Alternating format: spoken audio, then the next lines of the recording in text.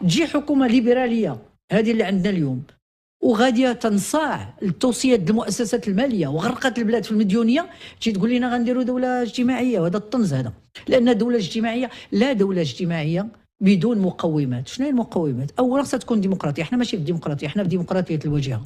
حنا عندنا احزاب كيفرقوا فليسات وكذا من هنايا ودايرين ضجه كذا كذا، كيطلعوا ثلاثه كيحكموا وتيترأسوا المجالس المحليه الجهويه البرلمان الحكومه. دير ما كاينه في حتى بلاد.